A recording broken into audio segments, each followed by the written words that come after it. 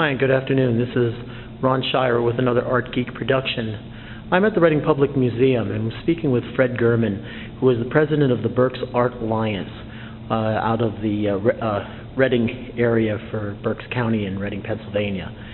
And Fred is here to speak with us a little bit about the Berks Art Alliance Open Juried Art Exhibition, which takes place every other year at the Reading Public Museum. Hi, Fred. How are you doing today? I'm great. Thanks for asking me to do this, Ron. Thank you for responding to that. Can you tell us a little bit about this show? Sure. Well, I guess we should state that Berks Art Alliance had its beginnings back in 1941. I'm obviously a more recent member of it, joining in the 1990s.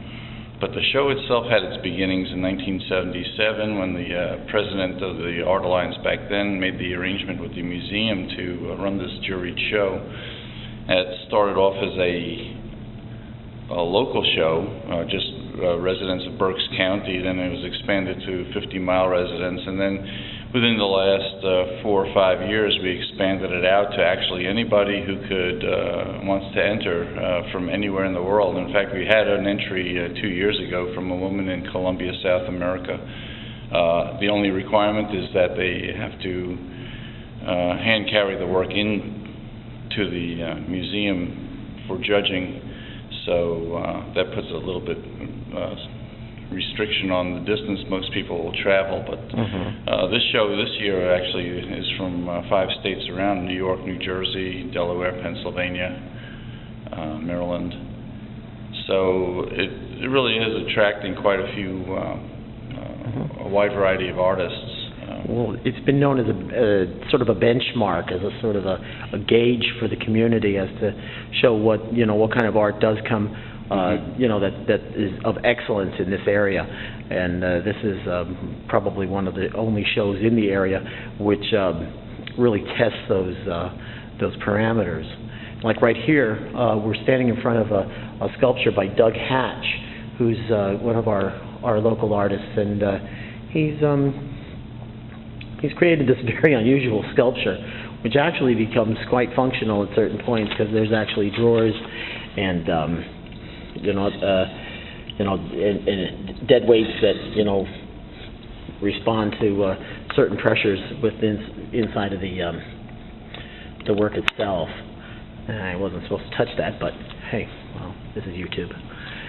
Anyway, I think this one was made to be touched, so that's okay. Yeah. I don't think that's a problem. Yeah.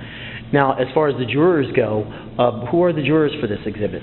Well, we had selected 2 well-known artists from the Philadelphia area. One was James Dupre, who has studied at the Academy of Arts in Philadelphia and teaches in several colleges in that area.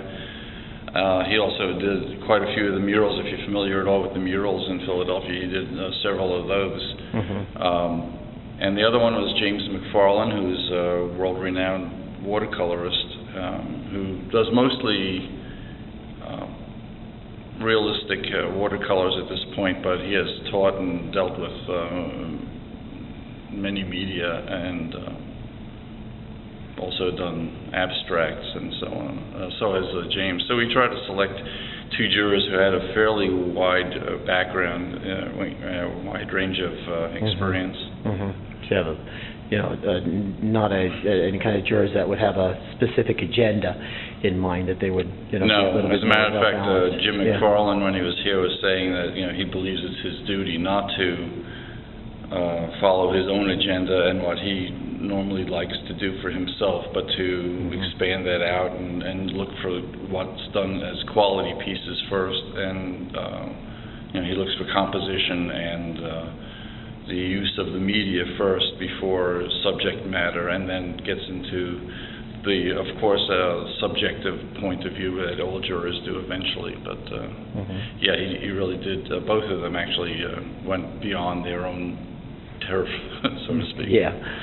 Well, let's take a look at some of the works. Sure. Now, this piece over here, I guess we should say that we're doing this pre-opening because the show actually has not opened, and the Reading Public Museum and Ronald Roth has given us the gracious permission to come in here and take a look at it before the show actually started.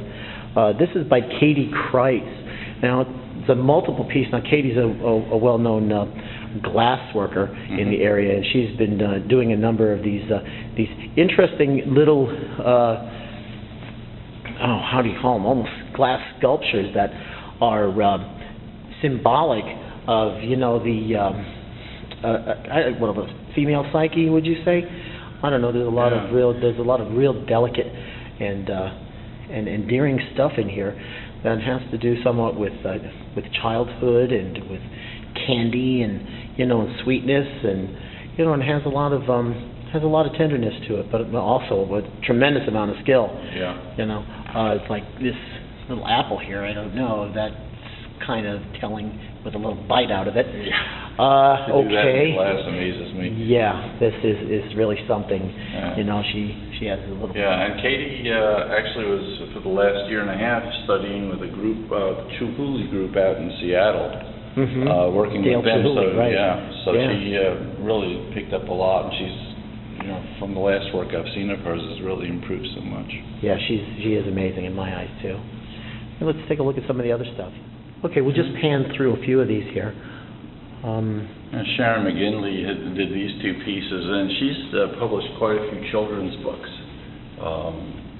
And a lot of these works she does has a lot of symbolism. The one you're looking at now, A Visit from the Birthday Angel, usually incorporates stuff from her own family. The faces in there might be family members. It might be things she picked up as visitors or somebody she felt came back from heaven to visit her. The upper one says, "May the light of love be with you," is the title. Again, she draws from a lot of her life, and the symbolism, it's really interesting when she gets into it. Now, I haven't had her explain these two pieces per se, but it always makes it very exciting. Okay. Now, I'm just going to go through a few of these somewhat quickly. This is Regina Gouger Miller, who is a well-known watercolorist in the area, and she tends to concentrate solely on the flowers themselves instead of having a setting for them, which is in a way kind of abstracting the traditional flower painting role. Moving here to Marjorie Hausler, Low Country Marshes, Series 3, and Bertie Brown with Composer. Okay, now we have an abstraction here by Mary Lundeen, which is called Outlook. Okay, down here, Christine Leinbach with In My Sister's Shadow. Okay, now we're going to go over to one of the award winners here, which is Rosemary Sloat, which is an award of merit here called Life Must Be Lived as Play. Now this is an oil painting, and it's got some size to it. It looks like about 4 foot square here. No dimensions are given on any of the works, but we can take a little guess here. Now she's really got some elaborate work in here.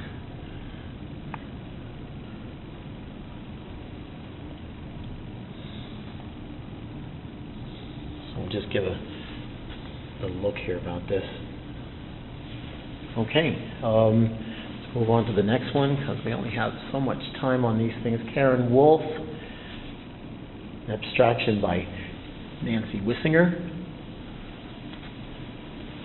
We have Donna Usher. This one is called Meditation. I do have my favorites. I like this one.